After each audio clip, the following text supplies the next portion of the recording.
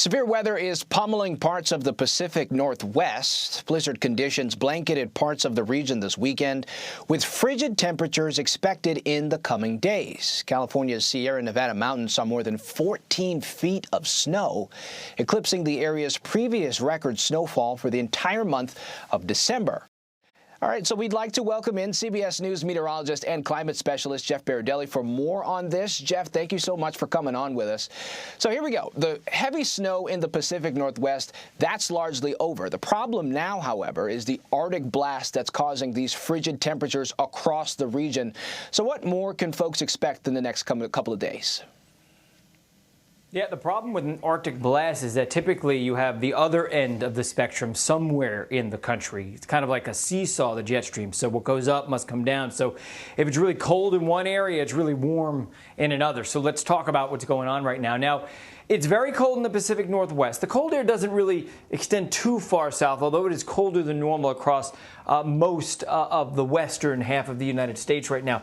The coldest air is in Montana, North Dakota, but it does extend to the Pacific coast. Seattle, not quite as cold as it was, however, 30 degrees during the day today, about 34 degrees in Portland. These temperatures generally in the west around 10 to 20 degrees below normal. So yeah, much below normal. But even more extreme is the other end of the spectrum. I told you what goes down must come up, or vice versa. Well, what we have is a lot of heat coming up across the southeast. Temperatures well into the low 80s and a good 15 to 25 degrees above normal, with about 50 record highs possible from today and again through the day tomorrow. So there's a lot of record heat. In fact, December so far has been about the hottest December on record across the United States. And listen to this.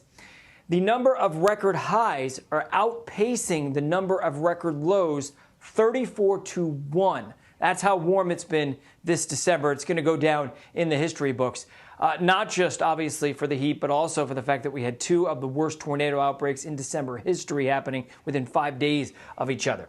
All right, so this is what, the outcome is of all this, cold air in the west and warm air in the southeast. This collision zone producing snow in the Midwest right now, places like Chicago, up through Wisconsin and Minnesota. And in the West, as you mentioned, the big snowstorm is done, but there's still snow showers, and it's cold across the West, so snow levels are pretty low. And there's going to be another storm that moves in next week, which promises another several feet of snow across the Sierra Nevada.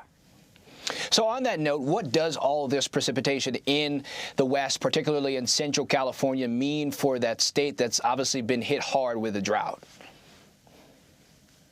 This is great news. I mean, we are off to, a record-setting pace in terms of both snowfall and in terms of the wet season. The rainy season in the West Coast area is generally late fall through the winter time into early spring. And so far this year, this is one of the best starts to a water year that we have seen. So let's take a look at the snowpack, and we'll zoom in. First of all, you can see the West is covered. But let's zoom into the Sierra Nevada. A couple things I want to point out. First of all, the reason why you see all that pixelization across the Sierra Nevada is because we ran out of colors on our color table. So the computer can't even handle how much snow has fallen out there. Some places have seen around 200 inches of snow in December, and that is the record snowiest December, believe it or not. So this is quite a 180 from where we were a few months ago, worst drought in the history of the West. Now, this is only putting a dent in it, and it may not be a long-term solve, but it's certainly going to help this year through the spring and into the summer as well, because a lot of this water will melt and end up percolating into the reservoir. So that's great news. We went from 15% snowpack early in December to 150% of normal now. So that's pretty amazing.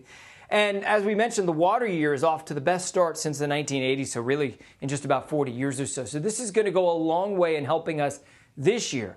But, what we've been seeing is these extremes, extreme wet, then extreme dry for several years, then one extreme wet year, then extreme dry for several years. And overall, the drought just gets worse and worse. But this is at least going to help in the short term. Which is certainly a bit of good news there. But we've talked about these extremes. We've talked about the record snow this month in parts of the country like Sierra Nevada, along with record warmth for a large part of the nation, especially in the South. We saw that in one of the graphics that you showed us. I got to tell you, I was in Atlanta over the Christmas holiday, and I had the top down in a convertible, man. Why are we seeing these extremes in December altogether? So the climate pattern this winter, every winter we get a climate pattern that tends to stick around for several weeks or a couple of months. And the one that's sticking around this season is this right here.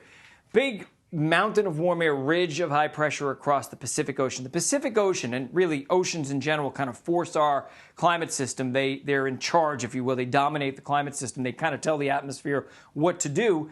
And right now, with this big ridge of high pressure across the Pacific and a La Nina, big La Nina taking place right now, we saw the temperature get to 67 degrees in Kodiak, Alaska yesterday. Now, that is not only broke its daily high temperature by 20 degrees, it didn't just break the December record for the whole state of Alaska. It broke the whole winter record for the hottest temperature ever in Alaska during the wintertime, including November, December, January, February, March.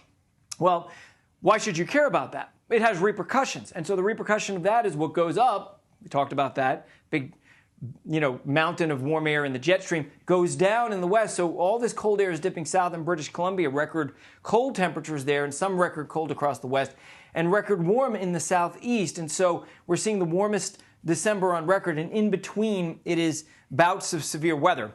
And we're going to see one of those in the southeast during the day tomorrow. All right. Jeff Berardelli, we certainly appreciate you taking the time. We appreciate it. You're welcome.